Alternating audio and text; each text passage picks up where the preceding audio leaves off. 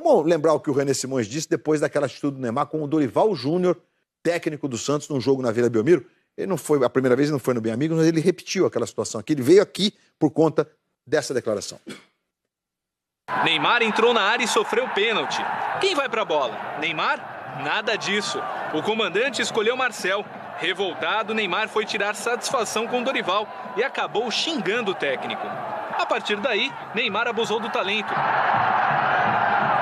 o que irritou ainda mais o técnico santista. No fim da partida, Neymar saiu calado.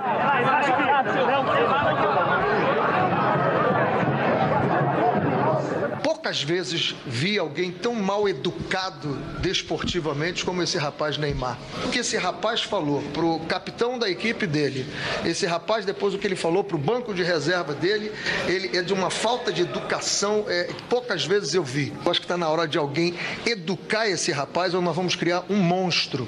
Nós estamos criando um monstro no futebol brasileiro. Sem bigode, René Simões. Alguns anos depois, de 2010 para 2018, são quase 8 anos depois. Como é que você interpreta isso tudo? O Neymar nesse período e atitudes tão parecidas com 2010 e ele já sendo um astro mundial em 2018. Não, eu não vejo atitudes tão parecidas, não. Eu acho o seguinte, de um contexto, você tira um texto, você arruma um pretexto. Então, esse monstro vai ficar sempre como pretexto do que eu falei, sem saber exatamente o porquê, né?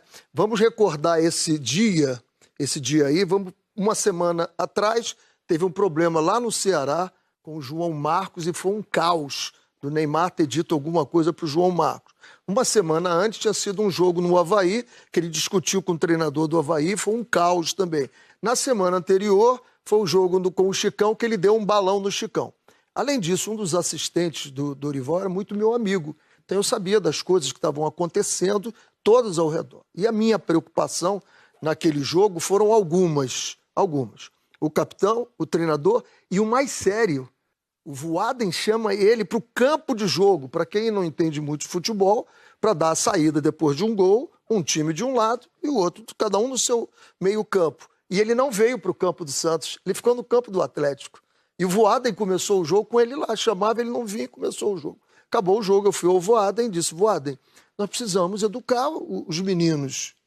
Você tinha que ter dado um cartão quando teve um problema com o treinador. Dava um cartão depois do meio campo e você aí expulsava ele e ele ia refletir sobre isso. Eu fui para o vestiário, dei toda a minha entrevista e fiquei pensando, será que como educador eu não tenho alguma responsabilidade de passar uma mensagem para essa juventude? Né? Porque ali o que passou é o seguinte, eu sou bom de bola, eu sou craque, eu sou rico, eu sou o quê? Eu posso fazer o que eu quero. Então eu posso fazer como o cara do Paraná, que avança o sinal e mata a gente lá porque ele pode andar a 180, sei lá quanto. Então a mensagem era essa. A minha filha é psicóloga, ela me ligou logo depois. Disse, pai, as palavras foram muito fortes. Eu disse, olha, eu não planejei isso. Então elas saíram como o meu coração mandou ali. Com espontaneidade. Agora, Deus me ajudou muito ali, porque eu tive... Aconteceu, sem ser planejado, eu falar mal educado desportivamente. Então, isso é dentro do campo, né? Eu não me arrependo de ter feito, paguei um preço, né? Eu me lembro que quando eu vim fazer aqui, eu quase briguei lá fora com um dos participantes que não aceitava isso. E eu dizia assim, ó, o Zico teve a idade dele, o Pelé teve a idade dele, Rivelino teve a idade dele, Roberto Dinamite, Ademir da Guia teve a idade dele, e nunca se viu isso, Então isso não era esse outro normal, hein? Deixa, não se preocupe. Eu estava apresentando esse programa, estou com eu branco na cabeça. expliquei para eles, eu disse, olha, é preciso que se eduque ele. Eles não fizeram isso com a idade dele, não é normal.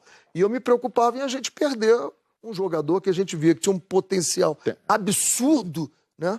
E aí vamos a esse tempo. Por que eu não Você conversou algum dia com ele? Daí eu mandei uma carta para ele por isso. Mas vocês nunca conversaram pessoalmente? Não, e ele só disse, olha, agradece o professor, mas eu mandei a carta porque eu vi ele num programa da querida Hebe Camargo, e aí que eram as mulheres entrevistando o homem, só ele, e alguém disse para ele, alguém falou isso do monstro e tal, e a Hebe não me conhecia, óbvio, e aí a Hebe disse assim, essas pessoas são insignificantes. Falou, não, o professor é uma pessoa séria, ele falou isso. professor é uma pessoa séria. que Aí eu resolvi escrever para ele. E nessa carta você... Eu explicava para ele o porquê que eu falei aquilo e o que eu desejava para ele. Como é que você o vê hoje? Hein? Como é que você o vê? Eu acho que nesse contexto do Paris Saint-Germain é diferente, porque alguém foi no Barcelona e disse assim: meu filho, você quer ser o número 1 do mundo? Eu deixo você bater falta, pênalti, córner, escanteio, você bate tudo. Como faz o Cristiano Ronaldo. Você acha que isso aconteceu de fato ou está implícito? Não, é explícito, isso é explícito. Não, você acha que houve esse papo? Tem que ter havido. Tem que ter havido. Não é implícito. Só não avisaram o treinador no primeiro jogo. Tanto que me entrevistaram no primeiro pênalti e disse: alguém está errado aí. Se o treinador sabia e não avisou quem batia o pênalti, ele é o errado. Se ele avisou quem batia e o Neymar passou à frente, ele está errado. Se for o Cavani, ele está errado. Se não, o cara disse... Ele tem que fazer mais de 40, 50 gols para ser o número 1 do mundo. Treinador. Naquela ocasião sobrou muito mais pro... Ele tem que fazer mais de 40 gols para ser o número 1 do mundo. E esse é o objetivo dele. Agora, neste momento, o que eu vejo ali? Faltou sensibilidade para ele. Ele já tinha feito os gols que ele precisava para o jogo.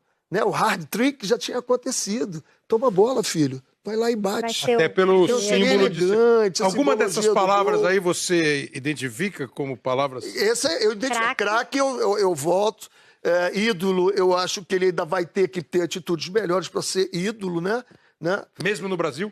Mesmo no Brasil. Eu acho que ele vai precisar ganhar a Copa do Mundo, que está... grande chance de ganhar também. Construir uma história, né, Reni? A história passa por uma Copa do Mundo. O ídolo tem que ter títulos, né? Então, porque ídolo, às vezes, a gente confunde um pouco, né? O cara ser ídolo não é o cara ser bom, conhecido e tal. O ídolo é um conjunto de coisas em torno disso. Sem dúvida. Deixa eu ouvir a opinião do Caio Ribeiro sobre o... só fazendo também um parênteses, Caio, porque o René foi tão bem, alguma coisa te iluminou mesmo para você dizer que era desportivamente. Porque eu tive alguns contatos com o Neymar profissionalmente, todos eles foram revestidos de muita educação, correção. Inclusive, a gente fez para o Esporte Espetacular um quadro sobre aquele Flamengo 5-4 Santos na Vila Belmiro, que saiu o gol Puskás, e a gente foi lá para a Vila Belmiro e o Neymar foi ser o entrevistado. O Neymar já estava, digamos, num patamar acima de 2010. Né? Já era o Neymar que ia provavelmente para o Barcelona, sempre foi o sonho dele. No meio do caminho, ele já tinha ganho o prêmio Puskás. No meio do caminho, isso foi quando completou 1 ano do jogo. No meio do caminho, a gente, esquecemos de pedir para ele trazer o troféu. O Neymar estava a 5 metros da Vila Belmiro. Ele deu meia volta, foi em casa, buscou o troféu. Quer dizer, isso é uma atitude que ele está fazendo com prazer. Né? Então é bom deixar claro. Em que ano? Isso foi em 2012 aí, 12. Né? 12. E aqui no Bem Amigos meu, eu tive o privilégio de fazer 2 programas com o Neymar sendo convidado, sempre correto, sempre educado, Neymar um doce no contato.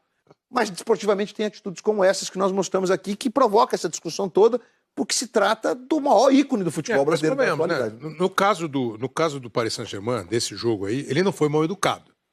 Faltou ele só não foi nobre, digamos assim. Grandeza.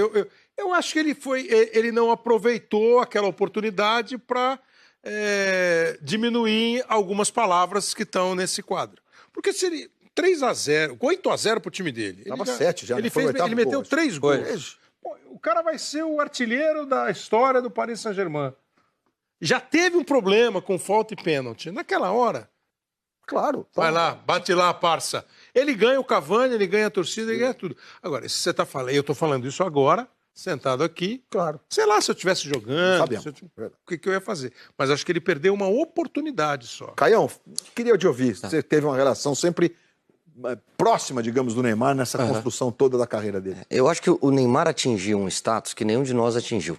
Ele é um dos maiores do mundo. Sem dúvida. Indiscutivelmente, para mim, pelo menos, está entre os 3 maiores. Acho que é Cristiano, Messi... Você não está falando nem em repercussão, porque repercussão certamente... Estou falando do lado esportivo. Está falando de performance mesmo. Performance. Eu acho também. Eu acho que é Messi, Cristiano Ronaldo, que merecidamente ganhou o prêmio nos 2 últimos anos, mas acho que o Messi é mais completo, é mais fantástico, e o Neymar.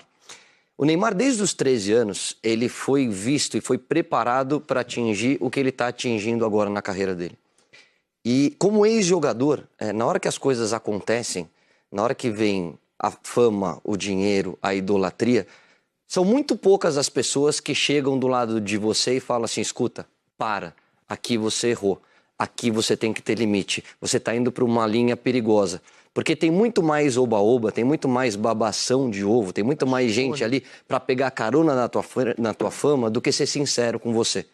O que eu acho que a gente tem que tomar um pouco de cuidado é em fazer juízo de valor, porque o Neymar é um moleque do bem. O Neymar é um moleque do bem, o Neymar é um moleque família, o Neymar é um moleque que, se você conversar com ele, eu tenho um pouco mais de proximidade. É um cara que, quando dá toda essa repercussão, ele sente. Ele fica chateado, ele sabe o que está sendo falado sobre ele e ele repensa as atitudes. Eu vou nessa linha. Ele foi contratado para ser o cara. E para ser o cara, ele está tomando algumas atitudes que até esse pênalti do Cavani eu achava que ele estava correto. Agora eu acho que ele perdeu uma oportunidade de ser mais simpático. Porque o contexto era 7-0, ele já fez 3 gols, a torcida quer ver o Cavani como o maior ídolo, o maior artilheiro da história. Então seria muito simpático da parte do Neymar e falar assim: eu tenho o direito de bater o pênalti, eu sou o craque do time, mas Cavani, vai lá que o momento é seu. Não é real, ele sairia 0-0. Ele sairia enaltecido, como ele tem que ser pelo craque que ele é, e porque ele fez 4 gols e 2 assistências. Agora, dito tudo isso, eu acho que o Neymar não entendeu ainda o que é a França. Isso, que é um jeito diferente de se pensar, não só o futebol, mas as atitudes. A vida. Eles são mais duros, a imprensa é mais dura e tem muito mais consequência, né? Muito mais repercussão às suas atitudes, até comportamentais, do que aquilo que você faz em campo. Eu acho que isso que está faltando para o Neymar.